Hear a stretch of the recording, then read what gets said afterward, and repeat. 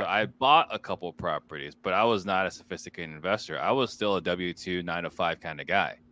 So I wasn't making any kind of significant cash flow. The information here wasn't even, as available as it is today. I don't care if I can make $1 million on this in a year. I need to focus because this is going to take up 12 hours a week of my time, right? How did you develop that skill?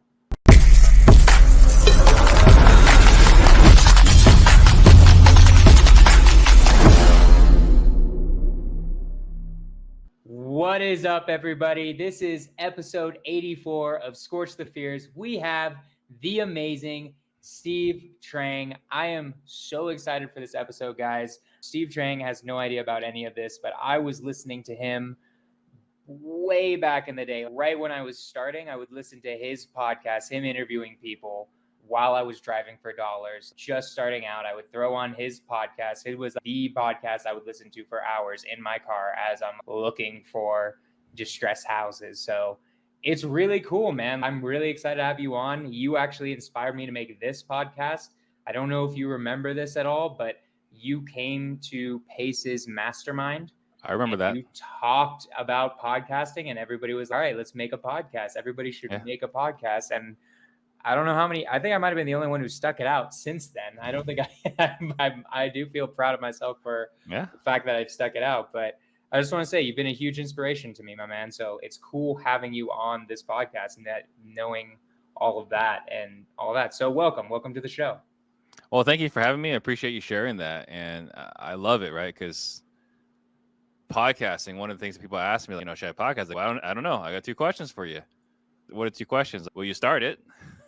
And the second question is, will you be consistent? Because that's what it takes. You have to do it and you have to be consistent. So good on you for doing that. Yeah, no, I appreciate it, my man.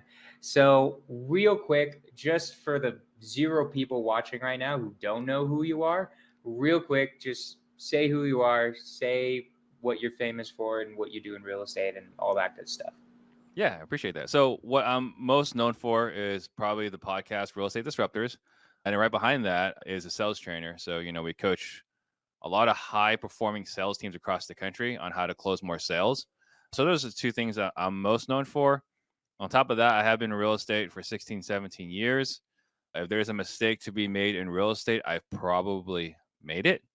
So let's see, we got wholesaling, title company, had a brokerage for a bit, invested in a bank, invested in apartments, have a few rental properties. So nice. That's me in a nutshell. I love it. And I lied a little bit because I told you a different first question that I would ask, but now that came to my head a much better first question, which is your first question. So Steve Trang, how did you get into real estate? It's everybody else. You read, or almost like everybody else, 80% of the people. I read Rich Dad Poor Dad, and once you read it, it's getting red pilled in the Matrix. Once you understand that you can control your own, how much you make, once you figure out you can control how much you make, it's pretty hard to have a boss anymore. And so I went really hard into real estate with my best friends. We bought some properties. And along the way, I met a real estate broker, and then I took my eye off the ball, an entrepreneur, right? Shiny object syndrome. Became a realtor, did that for 9 years. It was a massive waste of time and energy. But I learned a lot of valuable skills along the way. And then eventually I started buying houses reluctantly as a realtor. And then we eventually turned that into an actual business itself. So what do you mean? So it's interesting. You said you bought some rental properties with your friends. Why did you switch over to being a realtor? What even attracted you to that? Because maybe this is my real estate investor brain, but I've gotten to the point where once I've gone into the real estate investor world, I know being a realtor is just super unnecessary. So just curious what attracted you to that initially. You as a real estate investor today are significantly further along than I was as a real estate investor in 2006. Right. Okay. So I bought a couple of properties, but I was not a sophisticated investor. I was still a W-2 9 to 5 kind of guy. So I wasn't making any kind of significant cash flow. The information here wasn't even, as available as it is today. There was no YouTube. Sean Terry wasn't even big yet back in 2006. So knowing what I know now, obviously it was a stupid decision. But back then, I said, okay, well, I'm a W-2 employee. I'm making $70,000 a year, and I'm buying rental properties. this real estate broker is making significantly more than me. And well, I didn't have very high regard for realtors. And so I was like, well, I'm making 70,000 here. I can make, and this guy's making 6 figures, and all he does is just kind of hang out with people. I can hang out with people. I can do this. So I can make way more money, and I can buy more real estate because I'm making more money. But like I said, entrepreneur, I'm wired as an entrepreneur. And one of the problems with being an entrepreneur is we are also stuck with shiny object syndrome. Right. Gotcha. So you were a realtor for 9 years. And also, then... technically a realtor. I just don't hang my hat on that anymore. Right. Yeah. You probably have your license, but just don't do anything with it at all. I get it. So you were a realtor for 9 years, and then what drew you back? Was it the entrepreneurial spirit? Was there any talk or anything? Well, it was the fact that I was buying houses. I said reluctantly, I'm meeting these homeowners, and at this time, my pitch was your home sold guarantee or I'll buy it. And so I was going to these appointments and we want you to buy my house. I don't want to, no, I'm not going to buy your house. We're going to list it. And after 120 days, if I can't sell it, then at that time I'll buy it. No, we want the guarantee now. No, there's no guarantee now. And they said, we want a cash offer from you today. So if it's a cash offer from me today, it's going to be a lot lower. And so I offered them 80% because 80% you can still make money, at least at this time. So I bought it for 80%. I made them offer for 80% and they took it. Well, crap. I don't have money. So I called Dad. Dad, I just bought a house for $80,000. So first call to my wife, hey, I think I just bought a house. And call 2 was to Dad. I said, Dad, do you have $80,000? Because I just agreed to buy someone's house for cash. And he did. So that happened once. That happened twice. I was like, okay, people are saying yes too easily, 80%. Let's back it off to 75%. And people were still saying yes. And then eventually we ran out of money. And so we had to wholesale. So instead of buying at 75, now I started buying at 70. And I'm wholesaling them to Jamil, right? I mean, he was my exit. So when I say reluctant, it was because I was wearing my realtor hat, trying to list it, trying to do my fiduciary responsibility of getting the most amount of money. And it was at that point that I finally learned money is not the most important thing to everybody. It's important. It's the most important thing to most people, but not everybody. And so, once we bought enough houses, we realized, oh, this is a lot more profitable than being a realtor. Let's do more of this. Yeah, that's super interesting. That's an interesting way to get into it because I don't know many, and most people very purposefully go into wholesaling or go into flipping or go into investments when they're trying to buy houses. So I really, the fact you're just like, man, I'm just getting so many deals, I can't freaking make it not work, right? Yeah. So I'm curious also. So you start buying these houses. Just first off, what were you doing with them? I'm just curious. Wholesaling. We were wholesaling before wholesaling was a thing. Oh, gotcha. So you close on them and then just immediately put them on the market? Yeah, close on them. They moved out. We relisted. All we did was clean up, right? We would have a cleaner come through and a trash out person. And oftentimes, that cleanup person was the trash out person because there wasn't even that much stuff left behind. Right. So, we weren't even doing lipstick on a pig. It was just, Pine Sol or whatever, or Mr. Shine, and that was it. And we listed on the market. We weren't crushing it, right? We were making 11, 15K per deal, but with Dad's cash, those numbers worked. Why not? That works. I feel that's not that big of a deal. I'd just do it. What's the purpose of not doing it? How'd you meet Jamil? Because there must be an intermediary step there where you're eventually okay. Maybe we can just do this wholesale thing. So I bought this crappy deal, and I'm not the most detail-oriented person. And so I bought a house and had no idea, because we don't do inspections when we were buying houses back then. We really don't do a lot of inspections today. But back then, we definitely didn't do inspections. So I just bought this house, and I close on it, and then I list on MLS. And then these realtors like, hey, why are you selling a house in Arizona that doesn't have an AC unit? And it's like, what do you mean it doesn't have an AC unit? So I couldn't sell it. About a week goes by, and Jamil calls me off of Zillow. So he's a Zillow lead. He calls me off of Zillow, says, hey, I saw your property. Or he sends me an email. Hey, I saw this property. I'm interested in it. Call me. And I called him. He bought it for, I want to say, about what I had it listed for. And then he wholesaled it for $20K on the back end. And I was like, whoa. these wholesalers can actually get more than I can get selling on MLS. That's weird. So I started talking to him, and eventually I just started sending him all my deals. That's a cool story. And then, so you send him all your deals. It's going great. How did he, because just in case there are any realtors who don't really understand wholesaling, how is it possible that a wholesaler can sell deals higher than what the MLS can? Because that how a realtor usually thinks is, well, of course I can get a higher price on the MLS because everyone sees it if it's on the MLS. So just for those people, how is that happening?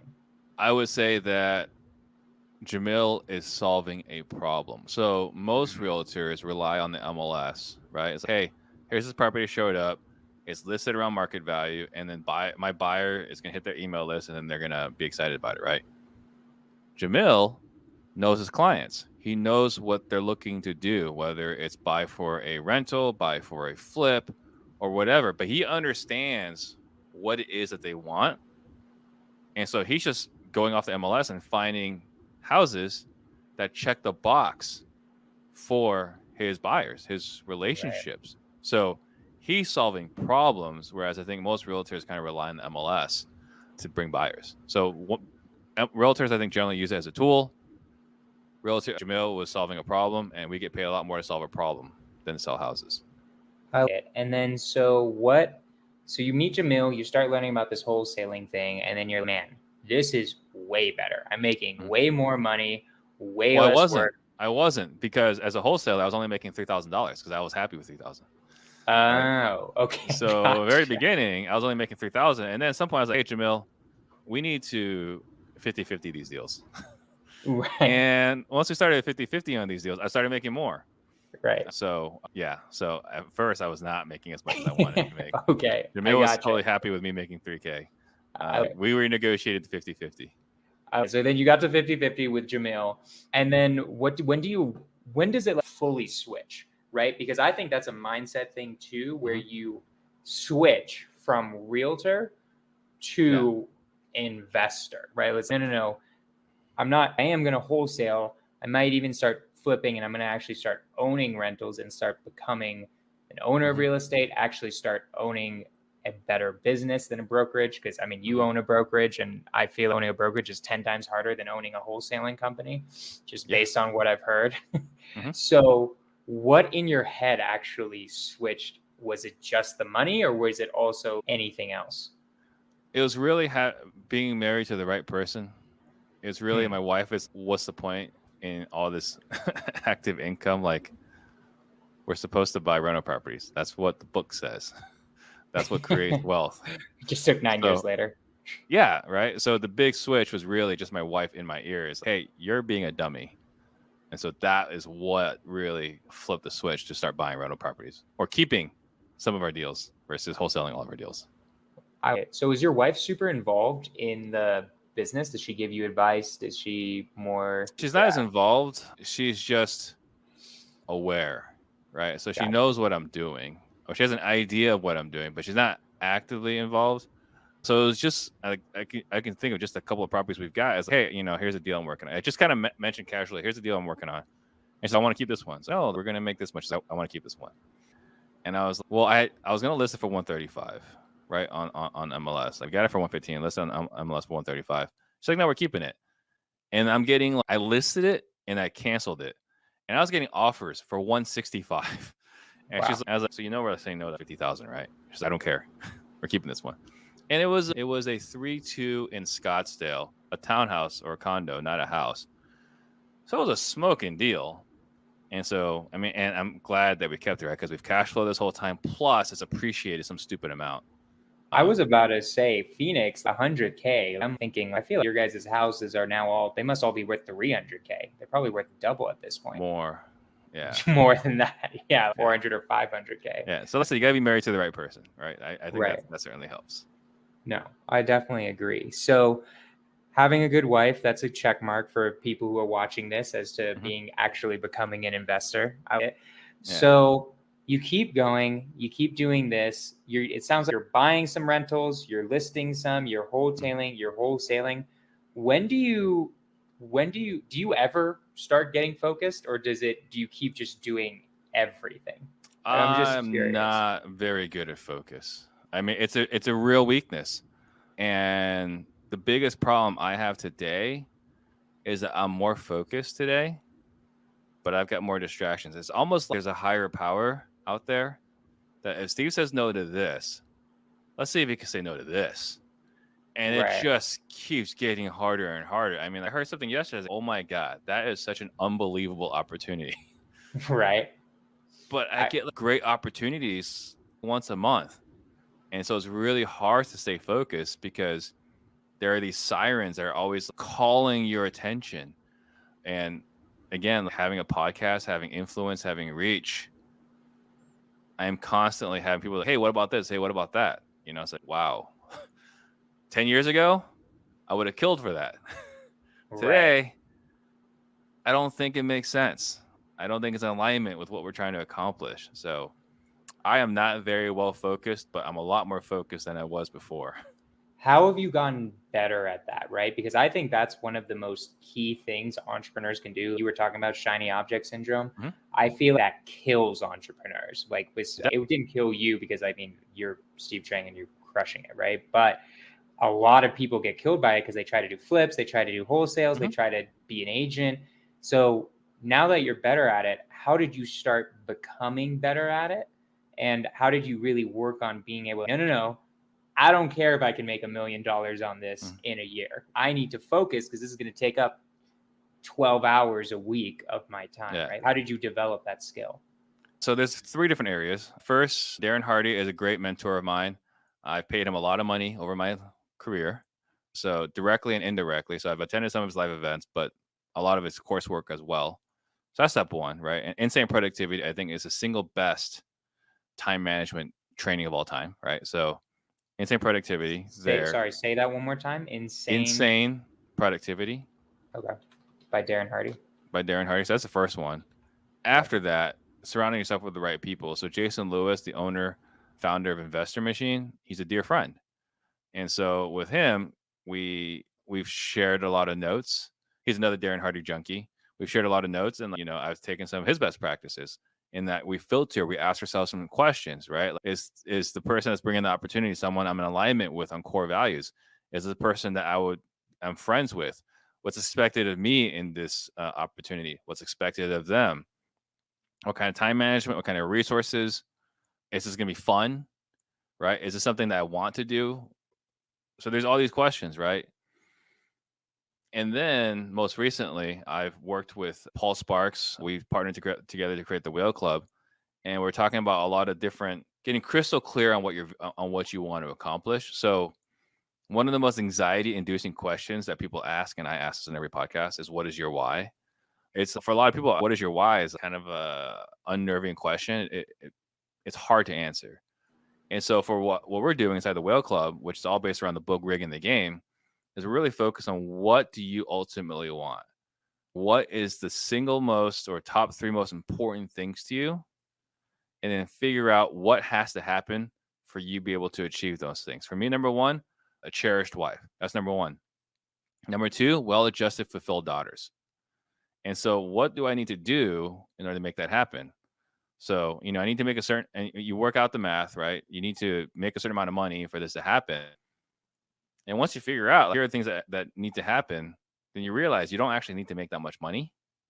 So now you're no longer motivated by just money, but you're motivated more by what's fulfilling to you. So now there's more filters. Like, is this going to be fulfilling? Is this in line with what I've stated I want for myself? So there's a whole bunch of filters, and we have to add all these filters because if not, I'd be overcommitting to everything.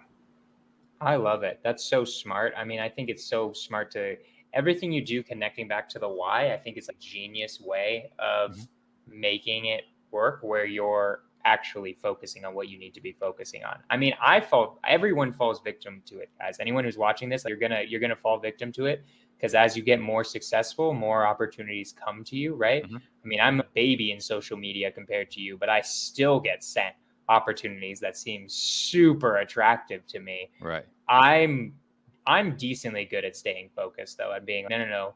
Right now for me, if I see a creative financing deal, I'll buy it. Other than that, I'm just going to keep wholesaling, keep growing the wholesaling business. Mm-hmm. But I mean, I did a flip and that distracted me for 9 months. And I was like, wow, yeah, that was garbage. I made $25K. If I wholesaled this, I would have gotten $15K. So for 9 months of work, I got freaking $10K, right? Yep. Speed of money. Speed of money is important. Right. So let's talk about social media for a second, because that's how everyone knows you. And I'm just kind of curious, how did you make your podcast? How did you find out about social media? How did you realize its importance? What's the story of Real Estate Disruptors? So I had an Instagram profile before then, but it wasn't great, right? I had Instagram, had my Facebook, but I didn't have 5,000 Facebook friends, right? At that time, I think I had like 2,500. I was like, man, these people with 5,000 Facebook friends, it's amazing. And so when I started the podcast, it was right after my grandmother's funeral. So my grandmother, she turned 100, and we celebrated her 100th birthday. And while we were there, I kind of like looked, and I had a terrible, terrible relationship with my grandmother. But I looked and I saw, okay, here's my grandmother. She's 100 years old. She was effectively a single mother for a good chunk because my grandfather passed when my dad was 8. So here's this woman, single mother in Vietnam, and you look at the family picture, all of her grandkids have either graduated college or in college or on the way to college. That's legacy. That's impact for someone that, again, was a single mother for the longest time. And so you look at that, say, okay, well, that's crazy legacy. And then right afterwards, I go to a Dean Graziosi event, and this is all back in 2018. So I attend a Dean Graziosi event, and on stage, there's Brandon Burchard, and he's saying, hey, people want to hear your story. So you got to do one of 3 things. You either need to write a book, start a blog, or start a podcast. And at this time, I already had a book. Didn't do anything. Also had a blog. Was pretty worthless. And so I was like, what the hell? Let's just start a podcast. So I started a podcast. I committed that Saturday. I was going to launch a podcast. I reached out to 2 friends. Said, hey, you already have a podcast studio. You got the cameras and this and that. How much is it going to cost for me to do a podcast with you? First friend, $100 an episode, right? Second friend, $500 an episode. Go back to my first friend. Hey, we got a deal. Went to check out a studio that Wednesday after on Saturday I decided, right? So 4 days. I'm in a studio and I would do a Facebook Live. I was like, all right, guys, I'm starting a podcast. Tune in Wednesday, 2 p.m. next week. I'm going to be doing my very first episode Real quick, how long ago was that? How long ago 2018. was that? Gotcha. Cool. So at this time, when I announced I'm starting a podcast next week, I didn't have a title. I didn't have a guest. I didn't know what I was going to talk about. Nothing. I just said 7 days from today, tune in Wednesday, 2 p.m. We're going to go live on Facebook and we're going to do our very first episode of whatever. That's what we did. Right. Love it. And then, so it started there. And then how does a podcast start with that? Just doing a Facebook Live, nothing, has nothing going on, paying a friend $100. Did you have a guest for your first one? I didn't have a guest until 2 days before the first episode. Okay, gotcha. So I didn't have a title until that weekend of the podcast. I came up with a title over the weekend. I made a logo on Monday before the show because I was like, well, if I'm going to promote it on social media, I at least need to make a logo. So I made a logo. I spent like 13 minutes making a logo and then asked a friend, hey, you want to do this with me? He's like, yeah, all right, great. So now we got a show title, we got a logo, we got a guest. All right, guys, I did it on Monday. All right, guys, tune in on Wednesday. We're going to be doing our very first episode with Templeton Walker. So how does it become, just because people have no idea, I think I know the answer to this, but I'm curious your answer to this. How does a podcast go from that to where Real Estate Disruptors is now? I think the most successful real estate investing podcast that I know of. I don't know of any more popular ones, to be honest. I think Bigger Pockets is a bigger footprint, but I mean, Bigger Pockets is true. I mean, I forgot that they have a podcast. I listen to Bigger Pockets too. I didn't like them as much, so that happens. Typically, Bigger Pockets is a wider breadth, and then Real Estate Disruptors is more niche. Right. So when I started my podcast, I knew I needed to do something different, right? I didn't want to sound like everybody else because at this time I'm looking around. There's bigger podcasts. There's Sean Terry. There's Joe McCall. There's all these other big names in podcasts. How do I create a brand? How do I stick out?